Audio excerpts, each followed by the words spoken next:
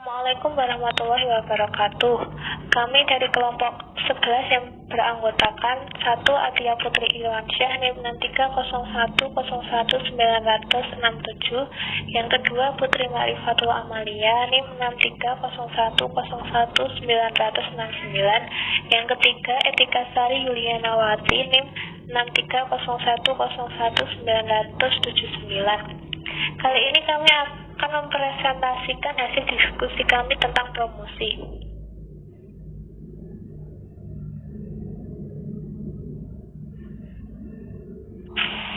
Assalamualaikum warahmatullahi wabarakatuh. Saya Atia Putri 067 ingin menjelaskan pengertian promosi. Promosi secara umum diketahui sebagai jenis komunikasi antara pembeli dan penjual. Penjual mencoba membujuk pembeli untuk membeli barang atau jasa mereka melalui promosi. Kegiatan ini membantu dalam membuat orang atau pelanggan makin sadar akan suatu produk, layanan, atau perusahaan. Ini juga membantu citra publik perusahaan. Metode pemasaran ini juga dapat menciptakan minat di benak pembeli dan juga dapat menghasilkan pelanggan yang loyal. Promosi merupakan elemen dasar dari pola pemasaran yang mencakup 4P, yaitu price, product, promotion, and place.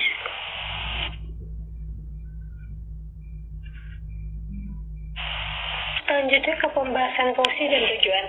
Yang pertama ada informing atau memberikan informasi. Promosi merupakan sarana untuk mengenalkan produk kepada para konsumen. Promosi membuat konsumen sadar akan produk baru, mendidik mereka tentang berbagai fitur dan manfaat merek, serta memfasilitasi penciptaan citra sebuah perusahaan yang menghasilkan produk atau jasa. Yang kedua ada persuading atau membujuk. Media promosi atau iklan yang baik akan mampu mempersuasi pelanggan untuk mencoba produk dan jasa yang ditawarkan. Yang ketiga ada reminding atau mengingatkan.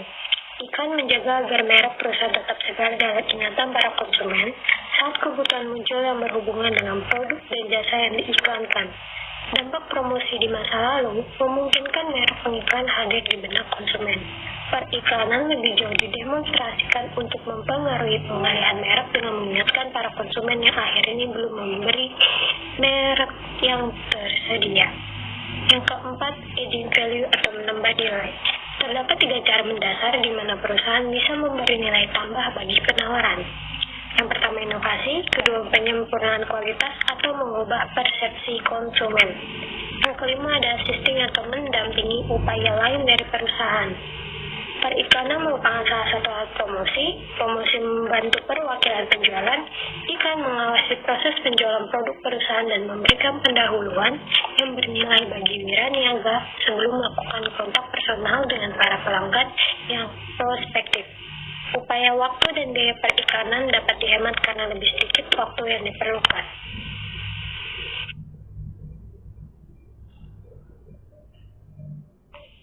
Saya Putri Marifatul Amalia NIM 069. Selanjutnya saya akan menjelaskan tentang bentuk-bentuk promosi. Bentuk-bentuk promosi yang pertama adalah iklan atau advertising. Iklan adalah setiap bentuk promosi dan presentasi atas ide untuk membujuk orang agar tertarik terhadap barang dan jasa yang ditawarkan. Media yang digunakan iklan pun beragam, seperti surat, majalah, email, TV, dan lain-lain.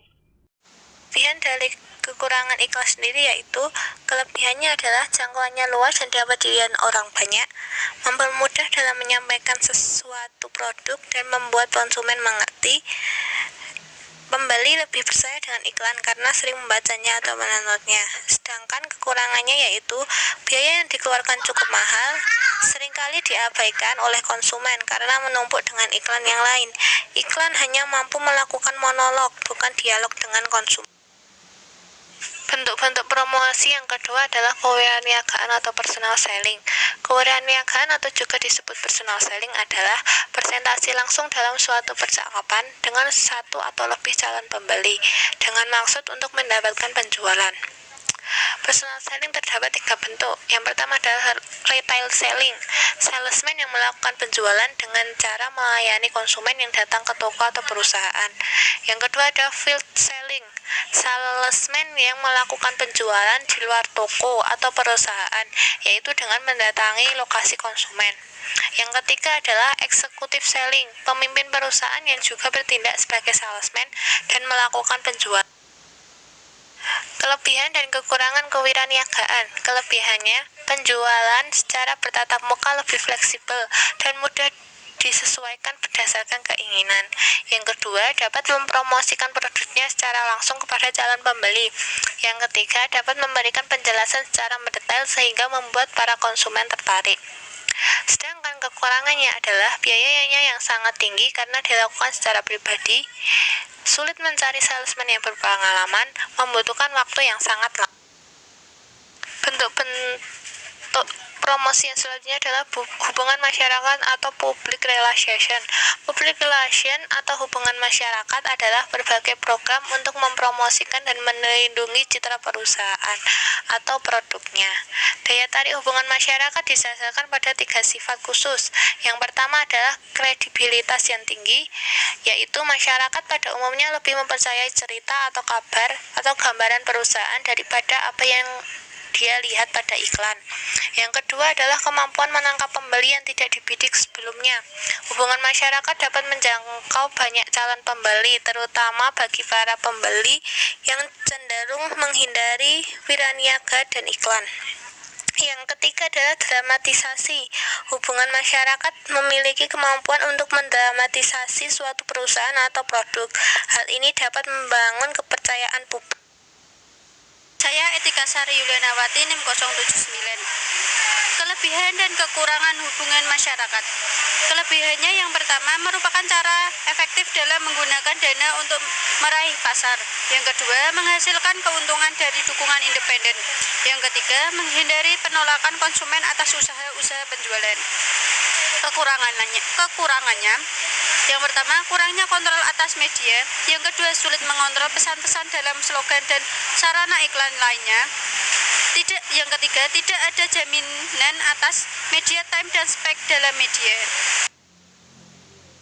Kekuatan word of mouth communication yang sering disebut informasi dari mulut ke mulut merupakan teknik promosi melalui percakapan dari seseorang ke orang lain untuk menyebarkan informasi yang dimaksud. Dalam pemasaran, peranan ini sangat penting dalam hal mempromosikan barang dan jasa. Pelanggan sangat berpengaruh dalam hal ini. Mengapa? Karena pelanggan akan berbicara kepada pelanggan lain tentang pengalaman yang telah didapat dalam menerima jasa tersebut apa adanya. Sehingga informasi dari mulut ke mulut ini sangat besar pengaruhnya dan dampaknya daripada aktivitas lain. Strategi promosi. Strategi promosi terdiri dari 4 hal. Yang pertama, customer promotion. Customer promotion memiliki tujuan mengajak konsumen agar melakukan pembelian produk atau jasa yang ditawarkan. Yang kedua, trade promotion. Trade promotion memiliki tujuan untuk menitik beratkan distributor untuk menjual produk kembali ke perusahaan. Yang ketiga, sales for promotion. Sales for promotion merupakan langkah promo untuk memotivasi armada penjualan perusahaan agar penjualan meningkat. Yang keempat atau yang terakhir, business promotion bertujuan untuk mendapatkan pelanggan baru dan menjaga interaksi dan komunikasi ke pelanggan lama dan tetap agar penjualan lebih banyak. Sekian dari kelompok kami. Jika ada kesalahan dalam menyampaikan materi, kami meminta maaf sebesar-besarnya. Assalamualaikum warahmatullahi wabarakatuh.